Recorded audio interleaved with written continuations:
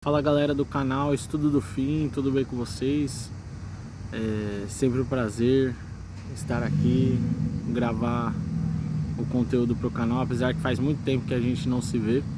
O último vídeo postado foi a respeito da minha saída da religião. Isso tem sido muito bom, de como eu tenho caminhado na perspectiva do Evangelho de Cristo Jesus e de como isso tem sido transformador na minha vida.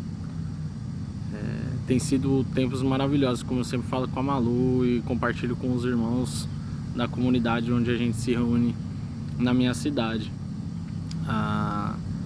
Hoje eu queria refletir com vocês a respeito daquilo que é a nossa regra de fé e prática. O que deve ser a nossa regra de fé e prática?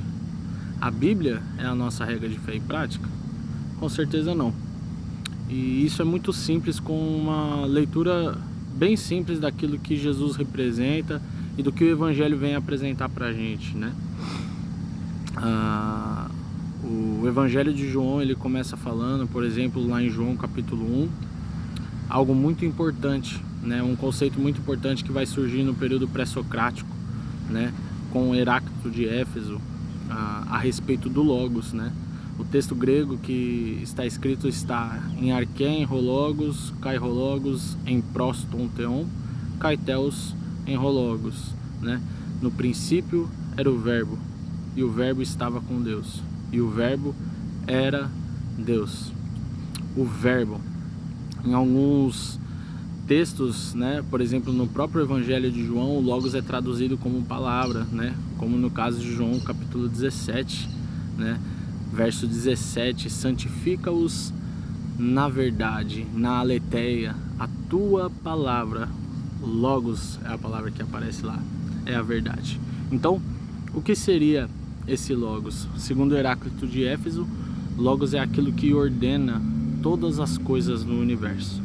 É aquilo que, pelo qual, a razão pelo qual todas as coisas vieram a existir, né? O período pré-socrático é marcado por eles procurarem e refletirem sobre a resposta daquilo que seria a arché, o princípio de todas as coisas.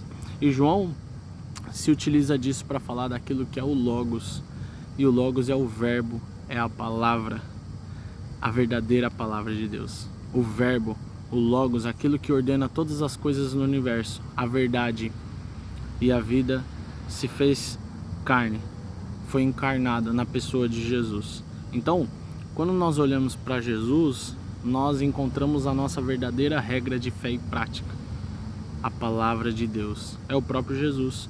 A Bíblia nunca foi e nunca será a palavra de Deus, porque ela não pode expressar por completo o ser de Deus, aquele que é o único que pode expressar o ser de Deus, como o escritor aos Hebreus vai falar no capítulo 1, aquele que é a expressão exata do ser de Deus é o próprio Filho, né? E como é que a gente sabe disso?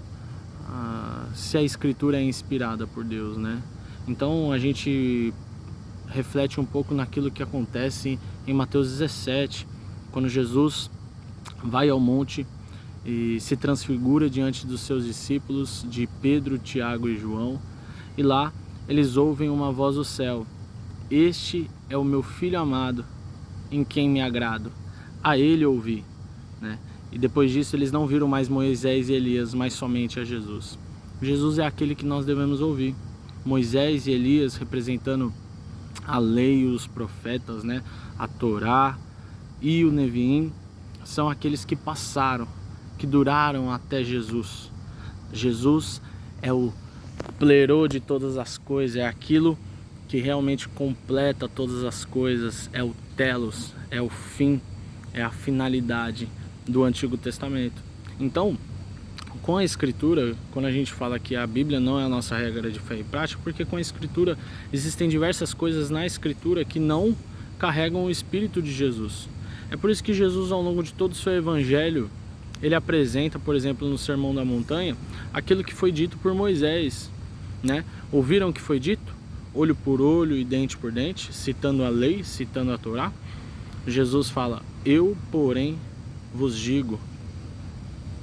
Então, Jesus coloca algo que sobressai, é algo que está além da moralidade da cultura judaica expressa por Moisés. Pelo contrário, Jesus apresenta a ética, o espírito do evangelho. Então, na pessoa de Jesus, nós temos verdadeiramente aquilo que é o que nós devemos seguir, praticar o ensino de Jesus, porque ele verdadeiramente disse, né? Eu sou o Rhodos, o caminho, eu sou a aletheia, a verdade, e eu sou a Zoe, eu sou a vida, a Zoe. Então, Jesus é esse caminho que nós devemos seguir. Jesus é essa verdade manifesta de Deus, porque no princípio era o Verbo, e o Verbo estava com Deus, e o Verbo era Deus. Ele estava no princípio com Deus. Todas as coisas foram feitas por Ele, e sem Ele, nada do que foi feito se fez. A vida estava nele, e a vida era a luz dos homens. A luz resplandece nas trevas, e as trevas não prevaleceram contra ela. Houve um homem enviado por Deus, cujo nome era João. Este veio para que testificasse a respeito da luz, a fim de todos virem a crer por intermédio dele. Ele não era a luz, mas veio para que testificasse da luz. Então, Jesus é essa verdadeira luz vinda ao mundo, o Verbo que se faz carne, essa luz que ilumina todo homem. E é através dele que nós devemos praticar a nossa vida, não mais através de Moisés nem de Elias. Esse é o grande problema que a gente vê no cristianismo hoje em dia. As pessoas confundem e não sabem mais distinguir aquilo que deve ser praticado na Escritura. Eu tenho um grande irmão, um grande amado, que veio perguntar para mim se participar de rifa era pecado. Isso porque as pessoas fazem um grande lamaçal, uma grande confusão com aquilo que deve ser praticado. Lembre-se que em 1 João, na primeira epístola do apóstolo João, no capítulo 2, ele fala que nós recebemos a unção do santo, e nós não precisaríamos que ninguém mais nos ensinasse, mas que nós aprenderemos com essa unção do santo todas as coisas, porque aquilo que nos direciona é o amor de Deus, e o amor de Deus é a pessoa de Jesus, é essa expressão de Deus à humanidade, é aquele que expiou os nossos pecados, é aquele que pagou os nossos pecados, é aquele que nos trouxe a redenção. Mas isso é uma heresia, né? Daquilo que parte da visão e da perspectiva do cristianismo. Isso é uma heresia, mas aquilo que é o espírito do evangelho, pelo contrário. Jesus é a palavra de Deus, e nele nós devemos pautar a nossa vida, porque ele é a verdadeira rocha. Pode vir os ventos, podem cair as chuvas, as águas podem bater com ímpeto, mas a casa, a construção que é edificada sobre essa rocha permanece firme, porque verdadeiramente somente a prática do evangelho nos deixa firme diante das circunstâncias da vida. Então, que Jesus seja a prática da sua vida, que Jesus seja aquilo que norteia a sua vida, que Jesus seja aquilo que verdadeiramente guia a sua vida. Que ele seja a palavra de Deus para você, não Moisés, nem Elias, nada, somente Jesus, e na pessoa de Jesus. Tudo aquilo que não fica com Jesus é descartado. Você quer ver só um exemplo simples para a gente acabar já, para esse vídeo não ficar tão longo, como na maioria das vezes, né?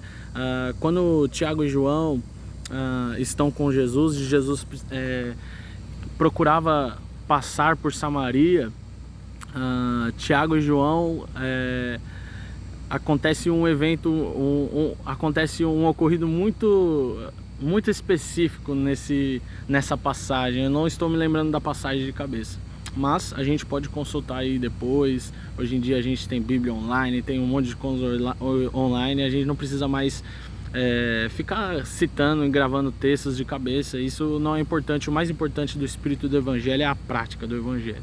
Então, nesse certo ocorrido, os samaritanos, eles meio que rejeitam Jesus e não querem recebê-lo em Samaria, e Tiago e João ficam totalmente nervosos, né? E eles falam para Jesus: Senhor, queres que nós oremos e mandemos descer fogo do céu para que consumam esses samaritanos, né? Esses esses homens, a gente pode utilizar outro termo, né, hoje em dia, né, para os samaritanos. Quem será que os religiosos querem destruir, né? Então, eles falam: Senhor, você quer que nós pedimos para que desça fogo do céu e os consuma? Quando isso acontece? Se você ler o livro dos reis, né, que é dividido em 1ª e 2ª Reis, Elias, ele manda descer fogo do céu que consome todos os soldados e os capitães do rei Acasias, né? Se eu não estiver enganado. E isso não acontece uma vez, acontece 2 vezes. Na 3ª vez é que os outros que vêm chegam com mais humildade, com mais pé no chão, e Elias não manda descer fogo do céu. Mas é assim a atitude de Jesus, como desse profeta? Isso está nas escrituras. Aquele homem era um profeta, era inspirado por Deus. Nem Moisés nem Elias. Jesus diz o seguinte: a Bíblia, na verdade, a palavra, o Evangelho diz o seguinte, que o Senhor os repreendeu. O Senhor os repreendeu, porque não é esse o espírito do Evangelho. O espírito do Evangelho, ele passa por Jesus, porque o Filho do Homem não veio para destruir as almas dos homens, mas veio para salvá-las. Essa é a expressão de Deus. Como o apóstolo Paulo escreve em Romanos 5,8, Deus prova o seu próprio amor para conosco, pelo fato de ter Cristo morrido por nós, sendo nós ainda pecadores. Esse é o maior exemplo para a nossa vida, é a maior prática. Então, quando você quiser saber o que você deve seguir, olhe para Jesus, olhe para os evangelhos, veja o que aqueles homens que nos deram esse presente maravilhoso que é a Escritura, né, do Novo Testamento, falaram e escreveram sobre a vida de Jesus, sobre o seu ensino, sobre os seus gestos, atitudes, o caminho que ele seguiu, a sua prática. Isso é maravilhoso. Eu terminei de ler o Evangelho de João ontem de novo, e João escreve, né, se fosse ser relatado nem em todos os livros do mundo poderia ser relatado aquilo que Jesus fez durante o seu ministério. Mas ele escreveu aquelas coisas para que as pessoas creiam. Então, a Escritura é isso. A Escritura aponta para Jesus. O Antigo Testamento aponta para Jesus. Mas em Jesus nós temos a expressão exata do ser de Deus. Porque o Verbo se fez carne e habitou entre nós, cheio de graça e verdade. E vimos a sua glória, a sua beleza, a sua doxa, glória como a do unigênito do Pai. O Verbo estava no mundo e o mundo foi feito por intermédio dele, mas o mundo não o conheceu, porque o mundo não pode conhecer o amor. O mundo os odeia, porque nós não somos do mundo e o reino dele não é desse mundo. Veio para os que eram seus, mas os seus não o receberam. Mas todos quanto o receberam, deu-lhes o poder de serem feitos filhos, huios, filhos de Deus, a saber os que creem em seu nome, os quais não nasceram do sangue, nem da vontade da carne, nem da vontade do homem, mas de Deus. Essa é a verdadeira beleza do Verbo que se fez carne, Jesus. Então, que você pratique o ensino de Jesus. Esse é o meu desejo para mim mesmo, para o meu próximo, e é só isso que pode transformar o mundo, porque de olho por olho e dente por dente, né, como Gandhi fala, todo mundo vai acabar cego e banguela, né? Então, tamo junto, galera. Espero trazer mais reflexões aí sobre o Evangelho, o Espírito do Evangelho. Então, o título desse vídeo hoje é: a Bíblia não é nossa regra de fé e prática. Para alguns, né, que tem a Bíblia como regra de fé e prática, basta seguir o que está lá em Salmo 137. Feliz é aquele que pegar os seus filhos e esmagá-los contra a pedra, né? Não, também não, né? Ou olho por olho e dente por dente, como Moisés quis fazer. Acho que também não, né? Ou será que como Elias, que mandou descer fogo do céu? Acho que também não. Ou talvez como Jesus. João 13:35. Nisto conhecereis que sois meus discípulos, se amardes uns aos outros, assim como eu vos amei. Fica na paz. Deus abençoe vocês. Tamo junto.